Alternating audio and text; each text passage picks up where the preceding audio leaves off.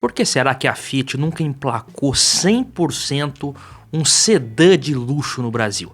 Nós vamos analisar alguns pontos que podem ter influenciado para que isso acontecesse na sessão nostalgia que está começando nesse momento.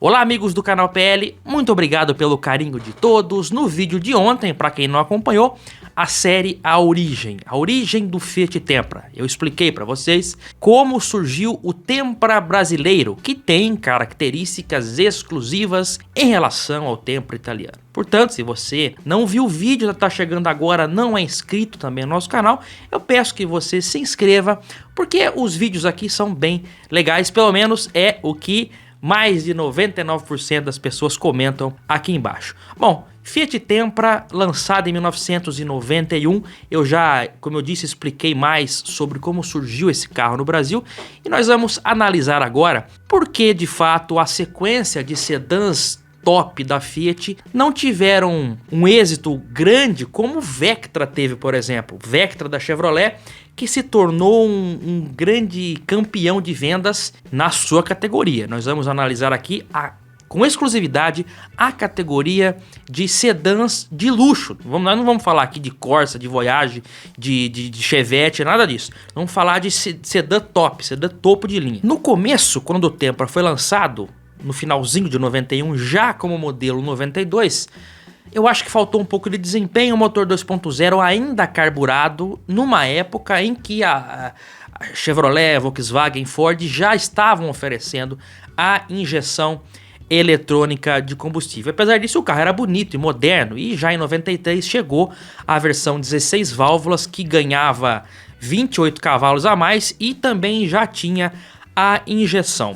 O primeiro ponto que eu acho que contribuiu para que o Tempra não tivesse marcado tanto os consumidores quanto um Monza, um Santana, um Del Rey, que é falado aí até hoje, virou meme esse carro. O primeiro ponto é o seguinte: nos anos 80 o mercado era restrito a basicamente 4 marcas que produziam veículos no mercado nacional em grande escala. O Tempra chegou em 91, que é justamente a época em que o mercado tinha acabado de ser aberto e estava recebendo uma enxurrada de carros importados.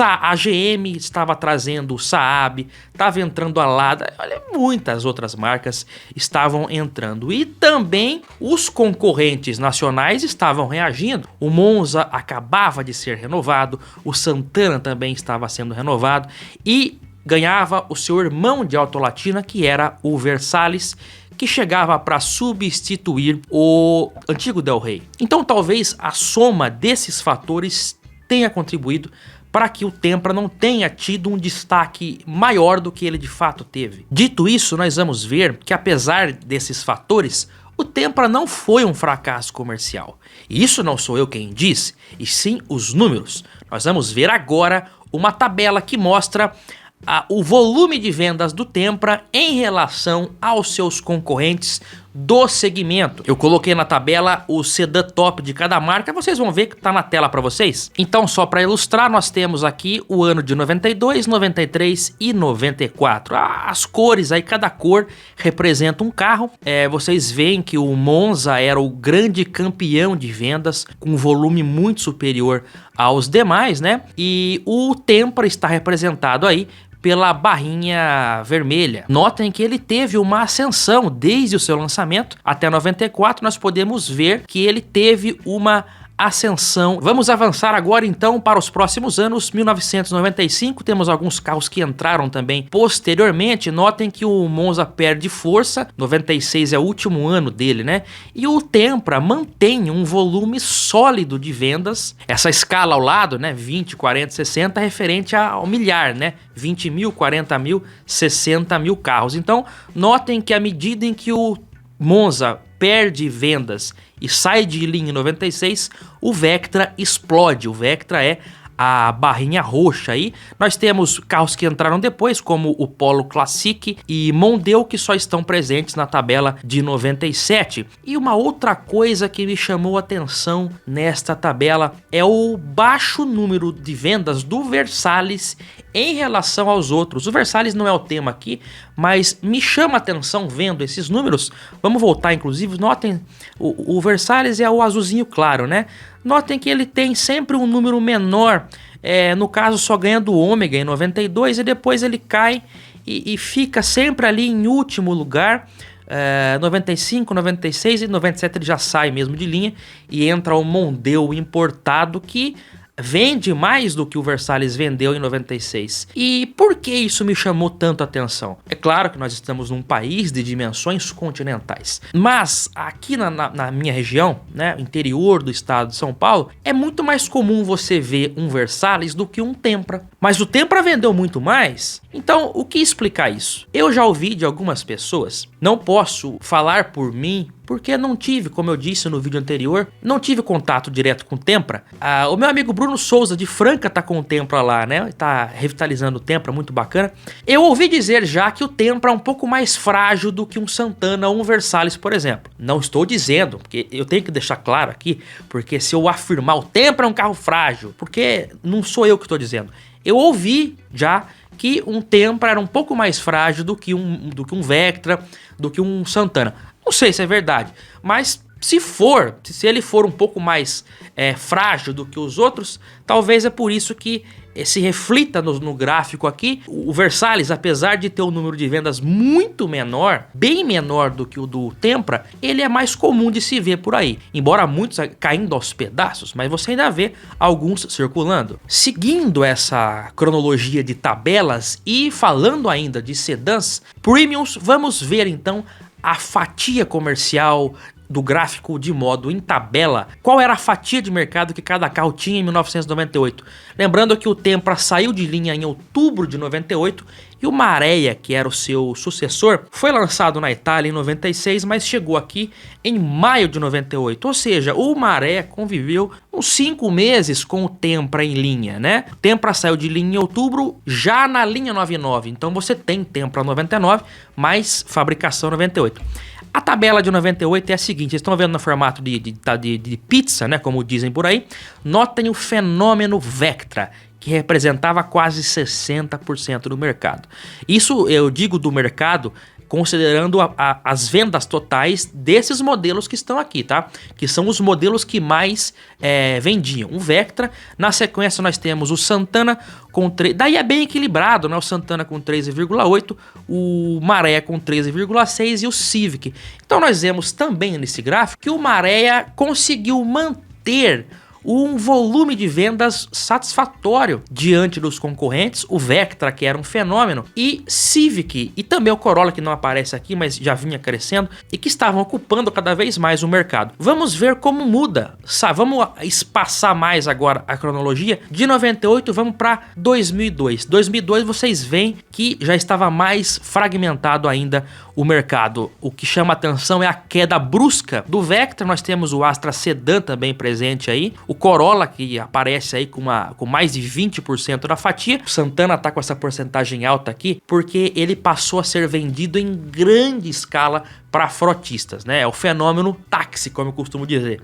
Então é isso, o Santana foi muito vendido para táxi, por isso que ele representa esse volume grande aqui. O Civic também com mais de 25% e o Marea já caiu bem, né? De pouco mais de 13% que ele tinha ali diante dos concorrentes, aí já caiu bem mais. Se o Marea começou bem, por que então com o tempo ele acabou ficando queimado e eu acho que até afetou a imagem do antecessor Tempra? Na minha visão, isso aconteceu porque nós estamos falando de um lançamento que aconteceu em maio de 1998, pessoal. E o Marea chegava com tecnologias que até então não haviam no Brasil, comando de válvulas variável, bobina de ignição individual e mais diversas tecnologias com as quais os mecânicos não estavam acostumados. E quando eu digo mecânicos, eu estou incluindo a própria rede de concessionárias. Isso também não significa que o carro não tinha problemas crônicos, geralmente todo veículo tem os prós e contras. No caso do Marea e também do seu antecessor Tempra, eu acho que faltou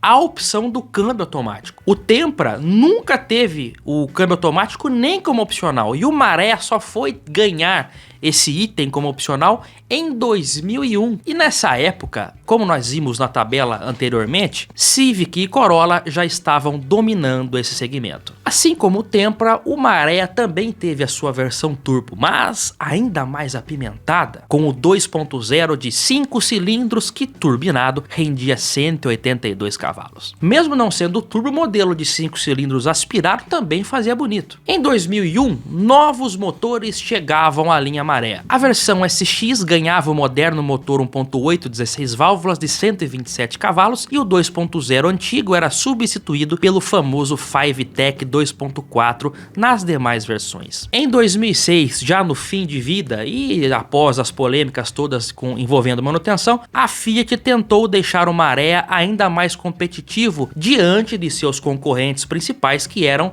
Civic e Corolla. Para isso, então, eles colocaram no carro o motor do Brava 1.6 de 106 cavalos, que não fez as vendas do sedã decolarem e também gerou críticas mais ainda porque era considerado fraco. Um pouco também da má fama do Maré é culpa da própria Fiat, que recomendava inicialmente o intervalo de troca de óleo do motor a cada 20 mil quilômetros, seguindo o que era feito na Europa, sendo que o ideal aqui para o nosso país seria a troca a cada 10 mil quilômetros. Isso foi agravado porque em alguns casos o motorista e até o mecânico não colocavam o óleo adequado, o óleo recomendado para o motor, colocava lá um óleo qualquer, um 2050 muitas vezes, e isso a longo prazo acabava causando borra no motor e até fazia o motor fundir mesmo. Tudo que eu falei aqui sobre o Maré se aplica também à perua Weekend, que saiu de linha em 2006 após 14 mil unidades vendidas. O sedã saiu de cena em 2007 após 9 anos e 54.781 carros vendidos. A versão mais tranquilinha para ter do Maré, que eu acabei de dizer, é aquelas últimas, né, com motor 1.6 de 106 cavalos, mas não espere grande desempenho, principalmente se você já tiver dirigido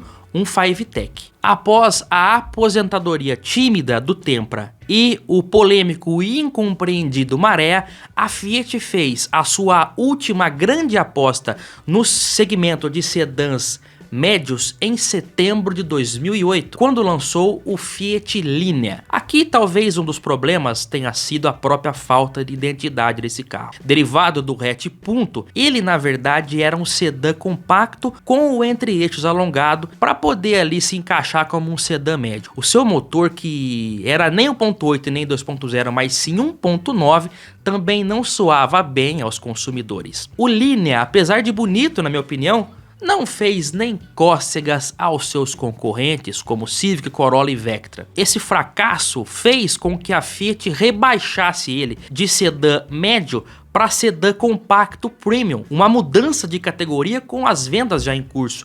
Isso também pegou mal. Outro fator também que ajudou a queimar esse carro no mercado foi a falta de um câmbio automático, bem como aconteceu com o Tempra lá atrás. A solução da Fiat, para quem não quisesse ficar passando marcha, foi oferecer o câmbio automatizado, que era chamado de Dual Logic. Esse câmbio era conhecido por seus trancos e imprecisão nas trocas de marcha, sem falar na manutenção, né? Nem mesmo a versão Turbo T-Jet 1.4 foi capaz de salvar a imagem desse carro, que saiu de linha em 2016 após 8 anos sem grande expressão no mercado. Depois disso daí, a Fiat desistiu de sedãs médios e passou a focar seus investimentos em SUVs e picapes, que é o que estamos vendo atualmente. Eu não pude também deixar de notar a semelhança no ciclo de vida entre esses três carros que eu falei aqui hoje: Tempra, Maré e Linea, né? O Tempra ficou em produção 7 anos, o Maré ficou em produção por 9 anos e o Linea por 8 anos. Tempra e Maré já são carros que são procurados por entusiastas. Já o Linea vive hoje no limbo de carros usados com baixa procura e baixa valorização, baixo valor de revenda. Se você comparar o valor de um Linea com o de outro carro da mesma categoria, de outra marca, você vai ver que o Linea é um carro barato. Eu até diria com um bom custo-benefício, porque é um carro completo que oferece uma boa lista de acessórios, sem ser o Dualógico. O Dualógico eu não recomendo. Mas o Linea manual é um carro com uma boa lista de opcionais e que você encontra valores interessantes no mercado, inclusive. Eu acho até que vai chegar a vez dele, mas ainda não chegou. E até o momento, né? Então eu acho que é um carro legal. Eu não sei como que é a manutenção dele em alguns aspectos, porque eu também apurei que existem queixas em relação à suspensão e também ruídos na cabine, barulho interno. Mas, de certo modo, a versão T-Jet Turbo tem um grande potencial de valorização. A Fiat acho que nunca teve um êxito grande com sedãs de luxo e esses fatores que eu trouxe no vídeo de hoje são provavelmente o que levou isso a acontecer. Eu aguardo todos vocês no próximo vídeo aqui no nosso canal, Canal PL, o canal que leva nostalgia até você. Um grande abraço a todos e até o próximo vídeo aqui no canal. Tchau!